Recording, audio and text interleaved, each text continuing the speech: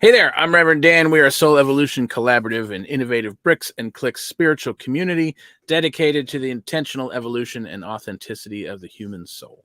And this is Truth Be Told 2.0, a weekly series bringing you inspiring and uplifting messages and new ways to look at the world. And so this is Truth Be Told 2.0 2002 special holiday edition or something like that.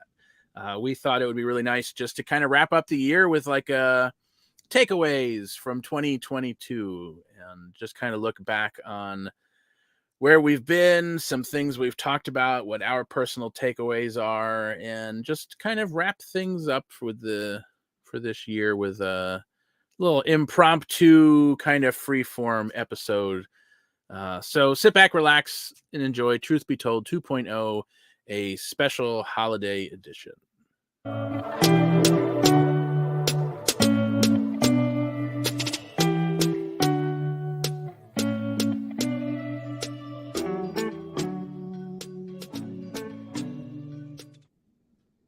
Yes. So it's the end of the year. Somehow it's like the end of December already. And happy holidays, everyone, whatever you are celebrating or not. And yeah, so I think we'll just kind of give some highlights. Like what are your takeaways from this year? What are my takeaways? Yeah. There's so many. It's interesting. Yeah. We've had so many like pivotal conversations, and especially around around our summit, these conversations about how can we begin to, we look at the world and there are things that are operating in the world, on a individual level and a collective level, and like, man, there's some things that really need to shift because some folks are really getting left behind. And so for me, I think the takeaway this year, one of the major ones, has been this kind of invigorated energy to explore new ways or ways of operating, ways of being, ways of loving, caring, supporting one another, ways of creating community, ways of making sure that we all have the things that we need in order to thrive and to survive in this world. And so I think that for me, it's just been this reinvigoration of this energy, this kind of purpose, this vision of creating that space, and not only is SEC, Soul Evolution Collaborative, creating that space, but then being able to impact communities and people throughout the world, really being at the forefront of this movement, this evolution, this transformation of just a new way of doing things. I think for me, that's been the takeaway this year. Yeah. That's interesting, that idea of people getting left behind, because I think this year has shown a lot of people who maybe weren't left behind in the past. It's shown them just how easy it is to get left behind. Like, I think there's been so much shifting out in the world this year of things where that threshold of uncomfortable has been crossed just a little bit further for a little bit longer, where I think a whole group of people who weren't or hadn't regularly crossed that threshold or hadn't been on the other side of that threshold before are now kind of on the other side of that threshold and are like, whoa, wait a minute. Which is a revelation in itself, this idea that we could be so encapsulated in our own lives that we can't see the lived experience of others. And so I think that it is I'm hoping a shift, an eye-opening experience that people can begin to look beyond their sphere. I mean, I have to do that constantly, when I'm not in my own little whatever scenarios, and have to realize, oh, this is a bigger picture. And that's not to diminish anybody's experience, but it is this understanding that of just kind of broadening our scope, broadening our peripheral vision, I think. Yeah. Well, and it certainly for me has given some grounding to what I so there's this idea, like, in New Thought principles and universal spiritual principles, right? Like oneness, and because there's only one mind, and I'm creating, and so I can just do whatever I want. Is kind of how, like, that's how some of the principles have been taught, or have kind of unfolded with a very surface level understanding. And so for some reason, it has been like a faux pas to acknowledge the fact that we should probably care about other people.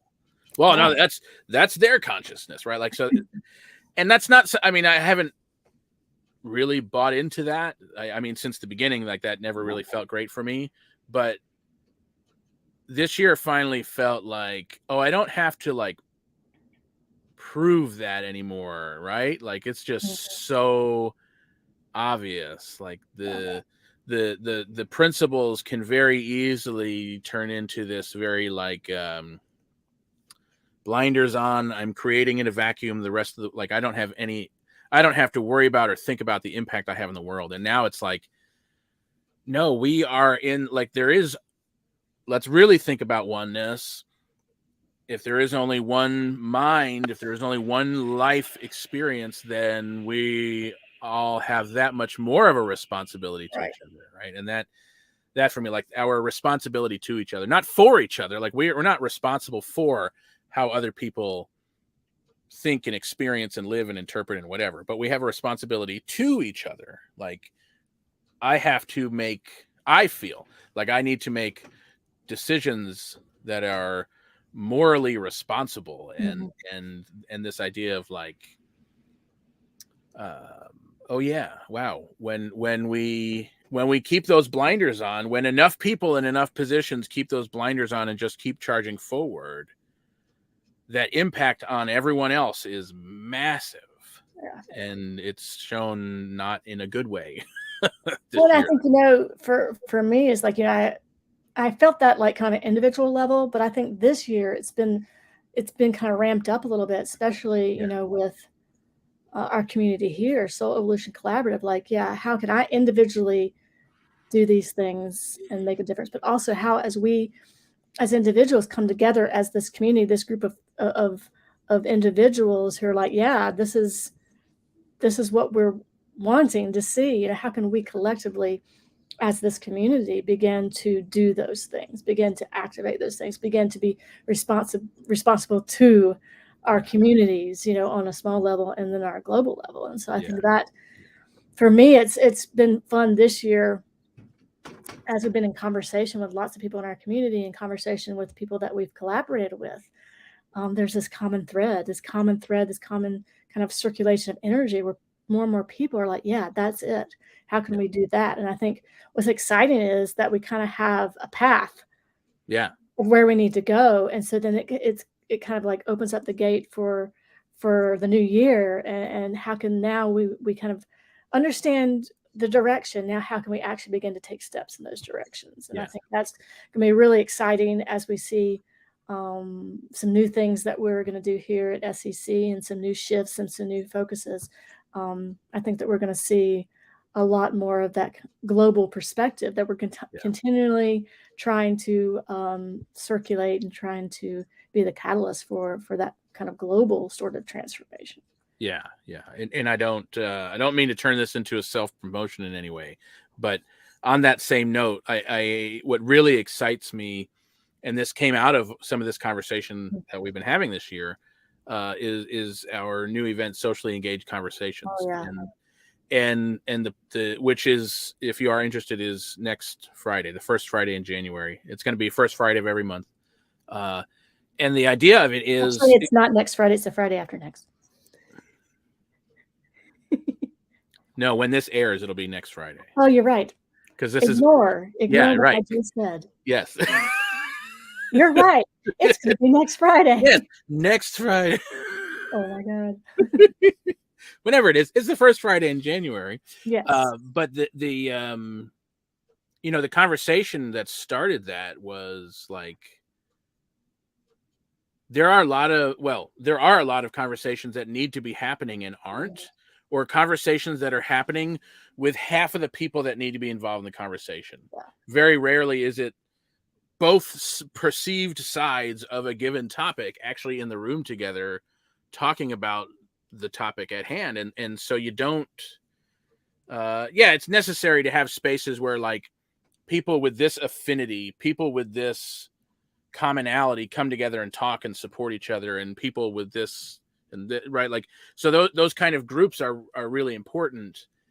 And at some point with certain topics, you need to get multiple groups together to discuss those things for the next layer of healing to kind of start happening. And so that idea kind of stemmed in us. And at the same time, the world looks like it's unraveling just a little bit further and further. And we're like, oh, this is the thing. Like, this is how we engage in like a worldwide conversation with this kind of open door place for people to come with the intention of engaging in conversations that we don't normally have in other places. We don't necessarily feel comfortable having in other places. We're not necessarily skilled at having, like, we didn't all grow up being like, yes, talk politics at the dinner table, talk religion, talk about money, right? Like those kind of things. Having a space specifically, like, we'll be guided through how to talk about these things, how to bring these things up, and then how to see humanity first in those conversations, and not, we're going to at least attempt to not see the issue as the people, right? And so that's been a huge takeaway for me, is just how necessary that kind of engagement is. And engaging, and not in this idea of like, come and so we can convince you of our side and you can be, it's not even that. It's like, how can we learn to, like you said, I mean, see the collective humanity, see our worth and our value and those things, and have conversations in order to hear and to be heard. So it's like this can be a great little practice area for it. Just reminded me, have you seen the YouTube video It's Not About the Nail? No. So it's this couple, I think they're like sitting on a sofa or something, and the one of them has a nail like sticking out of their head, and the blood dripping down there, and they're trying to like take off their sweater, and the sweater keeps getting stuck on the nail, and the person with the nail in their head is like, and they're like freaking out, and they're like, if we can just, the other one's like, can we address the person with the sweater? It's not about the nail, but if we can just get the nail, it's not about the nail, right? They're like frustrated with the sweater, right. And and it's kind of this spoof on like when couples fight, and the one wants to address like action steps and fix it, and the other one's like, it's not about fixing it, it's about the feeling, and at the same time, it's like, okay, well, it's kind of about all of it. So, yes, it's about both. Yes, it's gonna be a fun playground, I think, for us to practice and learn. And I think also kind of step into a different sort of experience as what is SEC. I think it's gonna be very a catalyst for a lot of things. Yeah, for sure. And hopefully a fun way to fun. Well, say fun. Let's go with fun. Hopefully a fun way to engage with, people who we haven't engaged with yet. Right. I mean, I think this is kind of a forward thinking form of what spiritual community can be in the world. Yeah.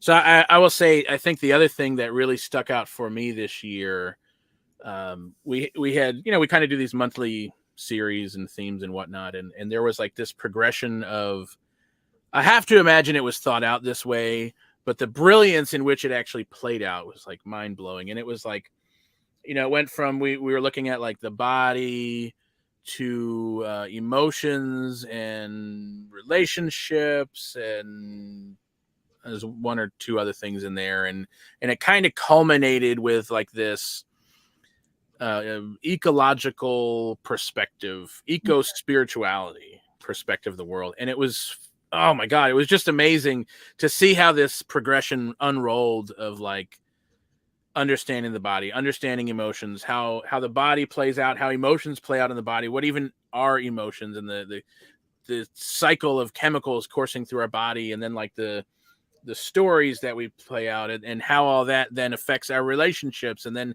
how our relationships play out at a bigger picture, and then how our relationship like with the world.